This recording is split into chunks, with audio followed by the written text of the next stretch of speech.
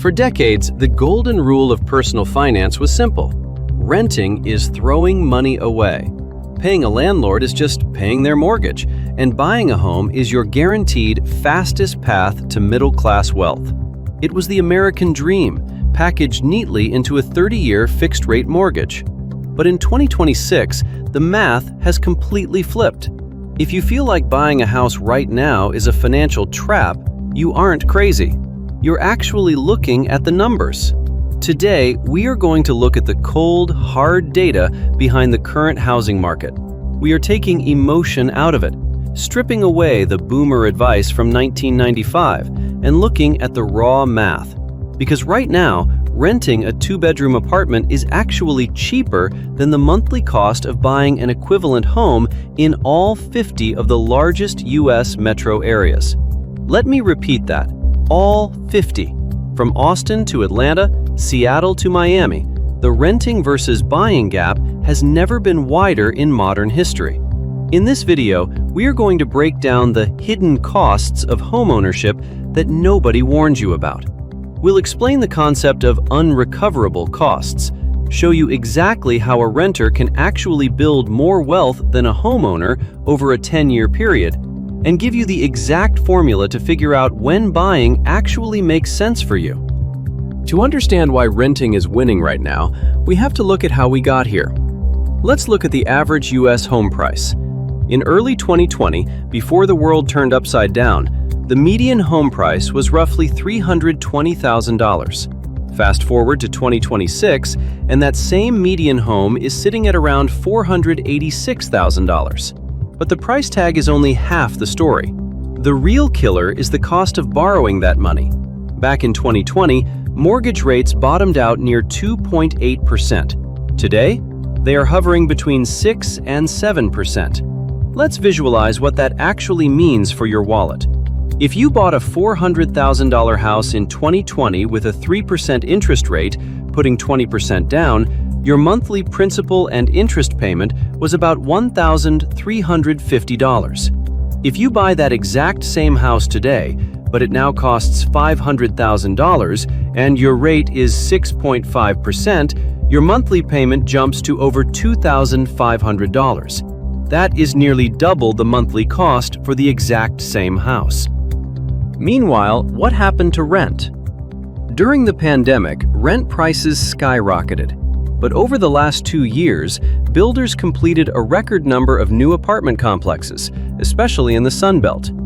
This massive surge in supply forced landlords to compete. Rents stabilized, and in many major cities, they actually dropped. So today, we have a massive gap. The median monthly mortgage payment on a new purchase is drastically higher than the median rent for a similar-sized space.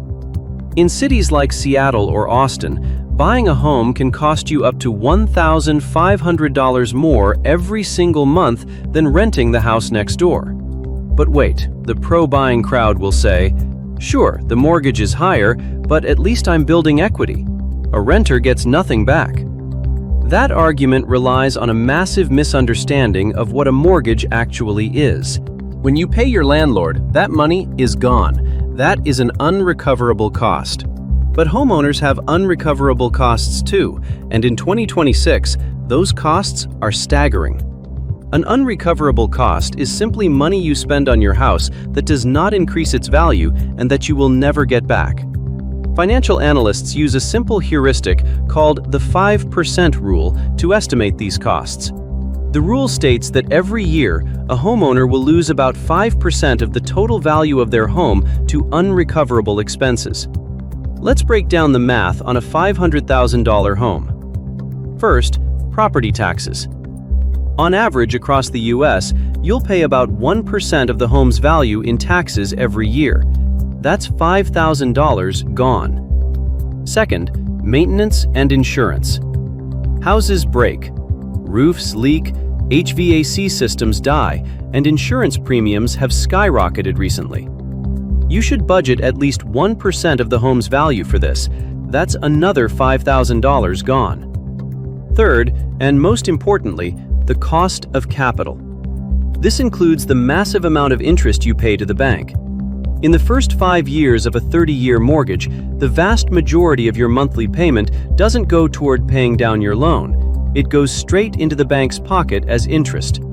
If you add it all up using the 5% rule, unrecoverable costs equals property tax, 1%, plus maintenance, 1%, plus cost of capital, 3%.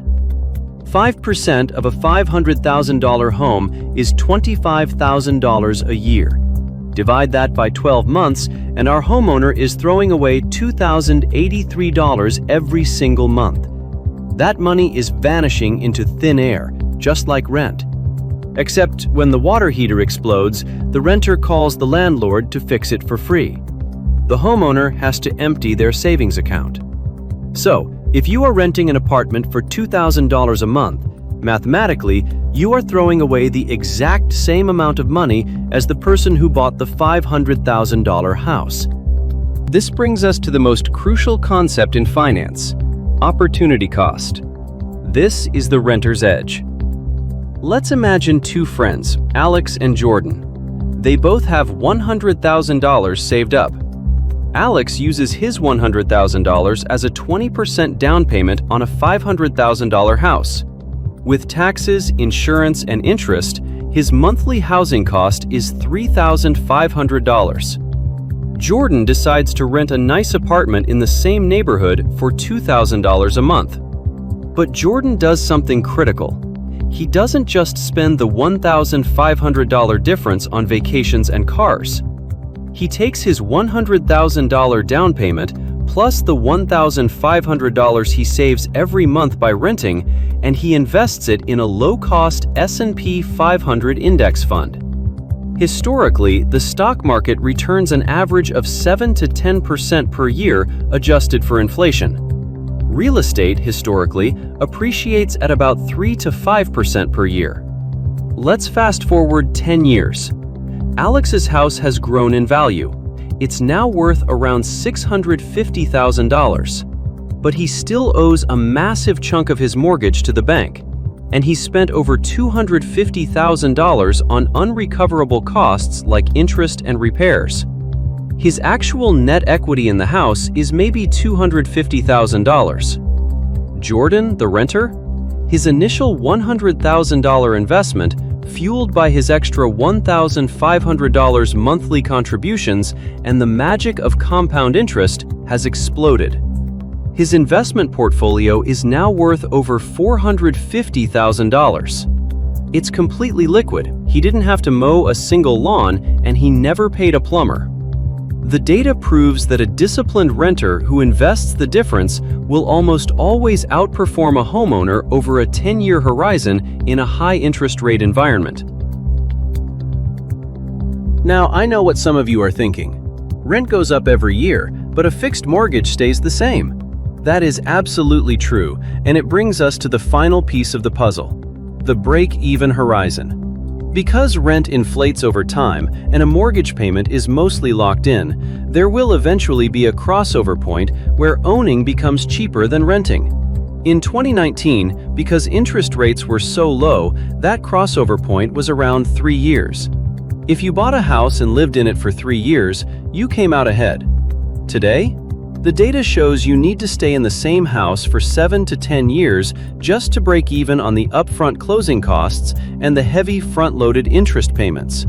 If you are a millennial or Gen Z worker who changes jobs every 4 years, or you aren't sure what city you want to settle in, buying a house right now is one of the riskiest financial moves you can make. You are locking up your liquidity in an illiquid asset during an unpredictable economy. Does this mean you should never buy a house? Of course not. Homeownership isn't just a spreadsheet, it's a lifestyle choice. If you have kids, you want them in a stable school district. You want to knock down a wall, paint your kitchen neon green, or get a large dog without begging a landlord for permission. There is immense psychological value in owning the roof over your head. You can't put a price tag on peace of mind. But we need to stop treating homeownership as a mandatory financial milestone and start treating it as what it really is: a luxury lifestyle consumption choice. If you are renting right now, take a deep breath. You aren't falling behind. you aren't throwing your money away.